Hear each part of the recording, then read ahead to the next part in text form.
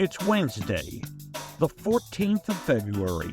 Happy Valentine's Day out there to all of you. And we thought on Valentine's Day, you might like to hear from the Babe Laufenberg, the Cowboys' 25-year radio analyst. And now, a word from our title sponsor. Are all financial advisors fiduciaries? Fewer than you think. Not knowing could reduce your lifestyle. Hi, I'm Mitch Kramer, founder and CEO of Fluent Financial. A fiduciary is a regulatory term to reduce conflicts of interest in wealth management. A fiduciary always works in your best interest. A non-fiduciary advisor might put their compensation or company ahead of yours. At Fluent Financial, we are certified financial planners acting as fiduciary advisors. To learn more, go to fluentfinancial.com or Fluent Financial's YouTube channel. Now, you listening may not be in charge of purchasing seasonings for your home, but you do know what tastes good, really good. Goodness steak seasoning is great. Use it on, obviously, steak, chicken, veggies, or goodness knows what else. No sugar, no MSG, no gluten, but great flavor. Get Goodness Steak Seasonings by going to bringthetasty.com. That's bringthetasty.com. Hey y'all, Jason Velo here with Oh Hail Contractors. I've been in the business for a little over a decade, and one thing I really enjoy doing is serving people. I want to see things made new again, and I can help you through that process by making the insurance claims process understandable and almost easy, believe it or not. Also, I can give you great suggestions on the best roofing system and even ventilation for your home, which ultimately makes your shingle last a little bit longer, even in Texas. Who do you know that wants that level of service? So, if you'd like some help with that, you can call me at 972-567-5766 or find me at ohhail.com, and that's OHHHAIL.com. Today we're joined by Brandon Q. Babe Laufenberg. Was a star high school player in California, went to Stanford, transferred immediately or eventually wound up in Indiana. He wound up with a slew of Indiana passing records, was drafted in the 6th round by Washington, and that started an odd attraction between the Redskins and Babe Laufenberg. He had 3 different stints with the Redskins. 2 with San Diego, New Orleans, then Dallas, sports anchor for CBS in Dallas for 18 years, and now a quarter of a century as the radio analyst for the Cowboys. Thank you for your time. Norm, thank you. And, along the line of those 3 stints in Washington, I just saw Joe Gibbs on the sideline before the Cowboys game up there in Washington, the last game of the year this year. And we chatted and he laughed and he said, and he has this high-pitched voice. And he said, they love me up here, but they hated me. Every time I release you, I got hate mail, I got this. And he said, but I'm not always the one that wanted to say, hey, I'm the guy that brought him back too. So there were 3 releases and 3 callbacks as well. Let's go straight to the Cowboys. And let me get Babe Laufenberg's impression of what on earth happened in the Green Bay game. Well, I wish I could tell you. And I'm the guy that's supposed to see that coming, right, Norm? But I guess if the players couldn't see it coming and the coaches couldn't see it coming, maybe I get a little pass on that one. But it was over, not before the national anthem ended. I sat there, looked up, and I'm saying 27-0 in the second quarter, and it really felt surreal. Now, I thought Green Bay was a good team, obviously up and coming. They were there for a reason, but they were also 7-point underdogs for a reason. And if you were going to look at the team, as you well know, Norm, who was going to be the veteran team that's been there and playing at home? That was the Cowboys. Right. Well, Green Bay, first-year starter at quarterback. I know he'd been in the league, but his first playoff experience. They didn't have a player that caught the ball. I'm talking tight end and wide receiver that had more than 2 years of experience in the league, and half of them were rookies. So if you thought some team was going to come out and fold early, you thought it would have been Green Bay, but obviously that wasn't the case. Well, Dallas not only lost, they got slaughtered. This game was 27-0 at halftime. Has it somehow crept into the DNA of the Cowboys that they will fail in the postseason? Well, I always say this team and next year's team and the one after that, if they don't go anywhere next year in the playoffs, they all pay for the sins of past teams. These guys, half of them weren't even alive 28 years ago, but they're paying for the sins of that team that didn't do it 28 years ago and 27 and 26. But I do think as these things stack up, Norm, I think it's getting more difficult for this team to believe in itself. And again, I understand this team isn't the same team that it was 4 years ago.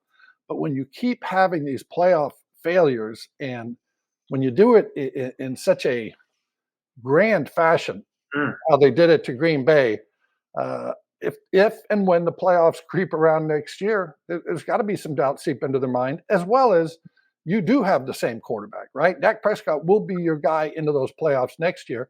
And he saved his maybe worst game of the year for the last game of the year. In fact, can't Cowboy fans going forward feel they're tied contractually to Dak for at least 3 or 4 more years?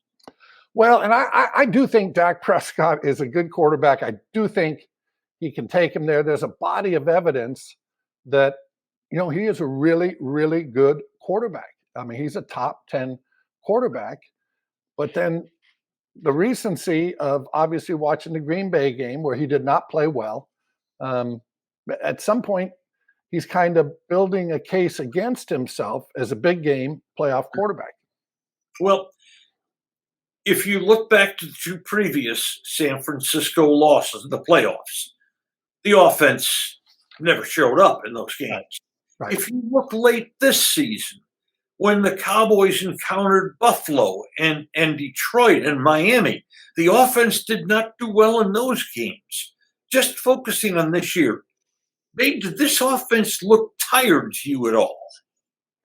Well, that was the mantra coming out of the comments from players who went to the Super Bowl, right? Cowboys players saying we kind of were out of gas. Well, better not be out of gas at the end of the season because that's when all the important stuff takes place. But, to me also defensively, Norm, I went back. I just looked at that game again, the Green Bay-Dallas game. I looked at the all-22, and I probably looked at that tape 5 times, which means 20 times because I run it back. Every time I watch it, I run it each play back about 4 times looking for something. And it really stuck out to me in watching it. They were just fundamentally poor, not containing the edge. Stephon Gilmore got beat to the inside for a touchdown on man coverage. Receivers running wide open.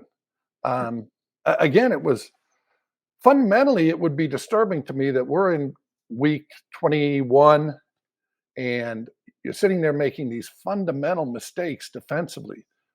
Mozzie Smith, their first round pick, played 4 snaps. Four snaps. And 2 of them, I know why they got him out. I'm watching again, and 2 of them, they just moved him right out of the hole. Aaron Jones, goes for 11 and then goes for 13, and then Mozzie's out of the game. I mean, they ran right over his position. So it was a tough day at the office for them, no question about it. So looking at this club as honestly as you can, what do they need? What would Babe's 2 or 3 wish list types be? I think you got to go linebacker. I can't imagine Leighton Vander Esch coming back next year. As a matter of fact, if I were someone who loved Leighton Vander Esch, I would put my arms around him and say, "Hey, you've had these neck issues. You've had a great career. You played 8-man football in Idaho. You got a scholarship to Boise State. You're a first-round draft pick in the NFL. You made a Pro Bowl. You wrap your arms around him and you say, hey, great career, but it's time for you to move on. You want to be able to lift up your kids when you're 45 years old, right?" But when I watched San Francisco, and I know Dre Greenlaw obviously went out in the second quarter of the game with the Achilles injury, but those 2 linebackers, Fred Warner and Dre Greenlaw, they're on the field literally every snap. In the NFC Championship game against Detroit, I think there were 74 defensive plays. Both those guys were in for 74 plays. So for me, and I know it's not the way the draft goes anymore, you discount linebackers and you discount running backs. To me, harder, more difficult to do than to say, but go get yourself a Fred Warner type player, a Luke Kuechly, find that guy, and a player that's going to sit out there for your run, sit out there for the pass. It's got so, I looked at 33-14 in there for the Cowboys this year, and I just thought, why aren't teams just hammering it away at them? And toward the end of the season, we saw that happen, right? Buffalo, Green Bay, they committed to the running game, and the Cowboys couldn't stop it. Exactly right. And the Cowboys face what could be another problem now. Dan Quinn's now the Commanders' head coach in Washington. And Jaron Kearse, Jordan Lewis, and Dorrance Armstrong are all free agents. And from the talk of it, Dan loved all three of them.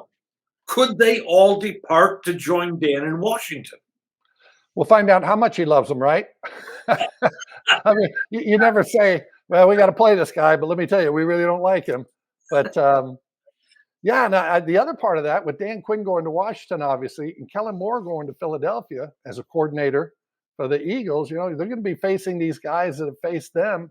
Kellen, we'll see what the defense looks like without Dan Quinn, but Kellen Moore is certainly familiar with this football team, and Dan Quinn is as well. Obviously, goes against the offense, every day in practice, every day in training camp. So I think that's as intriguing as anything.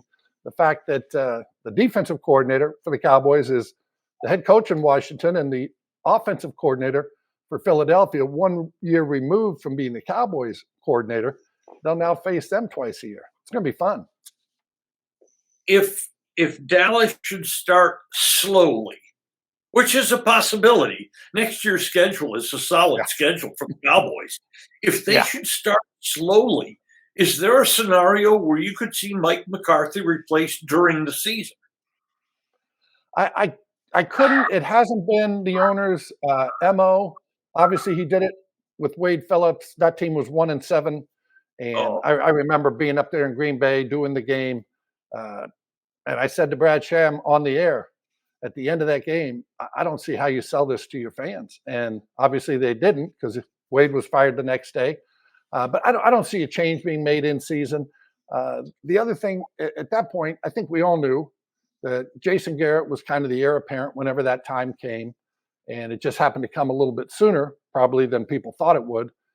When that team started out that year, obviously 1-7, Jason became the interim coach, and then obviously became the permanent head coach. But I don't know that that guy is on staff right now, that you would take a guy from your staff and make him your head coach. This staff has lost 3 solid defensive coaches right at the top of the hierarchy. There were also a handful of openings after the season that were there immediately after the season. Mike McCarthy could be viewed as a lame duck coach with only 1 year to go on his contract. Will that status potentially make it harder for the Cowboys to hire the very best assistant coaches? Well, if you're talking the best assistant coaches and they have options, it's not just that coach, as you well know. It's where are these guys in their life? In other words, do they have a daughter in high school? She's going to be a junior, right? Do I want to go somewhere where I've got a year and then we're moving her again? And there are family issues involved like that, where the daughter says, wherever you go, Daddy, you're going without me because I'm not moving again. And I think Kellen Moore, a good example of that, probably last year. Obviously, he goes to the Chargers. He's there for a year, and you're uprooting your family. I believe he has 3 young children. And so 1 minute you're going from Dallas, and then you're moving them to California. Now he's moving them to Philly. And that becomes problematic. So, yeah, I think it's a big part of asking yourself, if you're a guy with options, again, if you're a coach with options, I want to go where I know I'm going to get 3 years. If you get hired by Dan Quinn, pretty good chance you're going to get 3 years, right? You might get 5. Who knows what happens up there?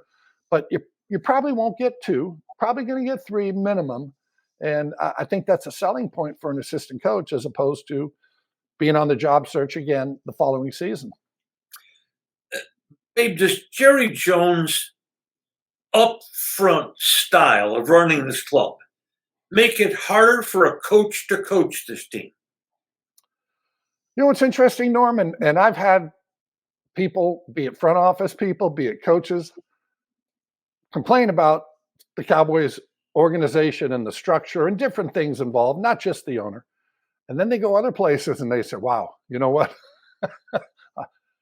We actually had it a little better than I thought, because they go to some other place and they're all dysfunctional. All 32 of them are dysfunctional, right? It's just who's less dysfunctional. You don't think it's going to be a little dysfunction when Harbaugh gets out to the Chargers? No, he's won everywhere he's gone. There was dysfunction in New England, and we know what they did up there. So I think there are some teams you can just count out, right? There's 32 teams in the NFL. 10 of them can't get out of their own way. Right. You kind of put Arizona into that category, I think now. The Raiders, gosh, you can help me out. But there's 10 of them. You're really not competing against 31 other teams. Well, babe, against 20. all those teams were on the Cowboys schedule this year. Arizona, California, 2, Washington's 2, New England. The redeeming thing is they've got Carolina. And if you want to talk dysfunction, that's dysfunction up there right now. Jerry says, and he was quoted as saying about a week ago, he's all in this offseason. I don't know what that means, but I wonder if you might know what it means. You're always in. I feel like when the owner talks, sometimes it's like you're at the UN. You know how at the UN they're speaking in a language and all of it is translated into your language and they all have their headsets on at the UN. I feel like sometimes there needs to be a translator, but the way I see it, and I felt this way, 2-3 days after the Green Bay game, you're going to have to sell something to your fan base. And this is not a team that goes out and spends money, big money, in free agency. I thought they did an excellent job. Obviously, Brandon Cooks, Stephon Gilmore coming in at you're giving up a 5th rounder and a 6th rounder, and thought they did a great job of acquiring those guys. But I think for the fan base here, they want to see that move that Philadelphia made with A.J. Brown, right? I think they want to see something where you say, oh, boy, now that's a little different. That's something I can get behind. I don't know what that'll be. We'll see who all ends up on the free agent market and what the numbers are. But I think the days of letting, they say it's a 24/7, 365 business, except for that week when free agency starts, because they sit that out for the week and then they see what they can get. I don't want to say bottom of the barrel, but they try to go for the bargain players. And I think this year they're going to have to get that marquee guy that, again, Norm, gets the fans fired up and say, wow, did you see the Cowboys just signed? Boom, fill in the blank. Babe, thank you for your time. Thank you for your friendship. God bless you, and look forward to having you back. Norm, I appreciate it. Anytime, as you well know. Thank you. See you, buddy. Today's episode has been brought to you by Fluent Financial, by Oh Hell Roofing, and by Goodness Steak Seasoning. Just Wondering is a production of DSP Media for FanStream Sports. You can find Norm's show along with other great programming at fanstreamsports.com. Thank you for listening to today's episode of Just Wondering. If you enjoyed it, please hit follow. Then each episode every weekday will be delivered straight to you. And if we might ask one more favor, please share it with friends. I'm Norm Hitzges, and every day I'll be just wondering about something. And I'm Mary Hitchkus, and I'm just wondering too.